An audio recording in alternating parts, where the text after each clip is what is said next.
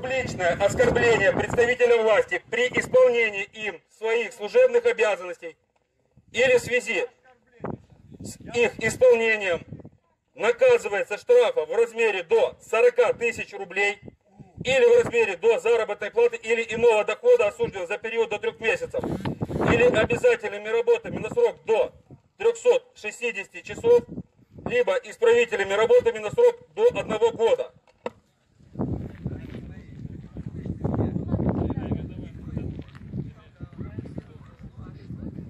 Вы же жили при Украине. А чего вы при Украине не пришли?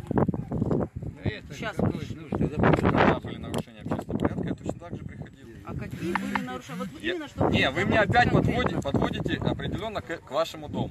Я за ваш дом ничего не хочу говорить плохого или хорошего. Я с вами, я с вами не сталкивался. Что вы делаете? Вы ко мне приехали? Я приехал на улицу Сурбаши. А там что? Это правильно улица Сурбаши? Там что делаете? Где? Я не знаю, что там делать. Там общаются. Я вот зашел, узнал, там общаются культурно, без криков, без ничего, без оказания физического, морального какого-либо давления.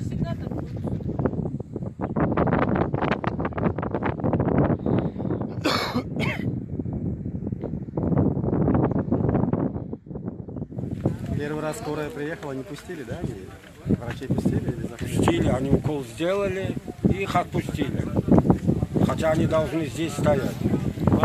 Прям их командир там стоит, он прям говорит, какая разница, говорит.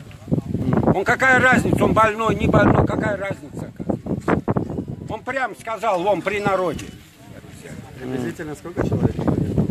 Их много. Приблизительно сколько? Больше 10. Allah'ım, ya Rabbim, sen görücüdürsün, sen eşiticidirsin, sen bilicidirsin. Sen affedicidirsin, sen bağışlayıcıdırsın. Allah'ım ya Rabbim, cümlemizi bağışla ya Rabbim. Allah'ım ya Rabbim, senin emrin, senin kudretin, senin ilmin en büyüktür. Sen her bir şeye kadırsın. Hayırlı vakte, hayırlı saatte bizim dualarımızı kabul eyle ya Rabbim. Allah...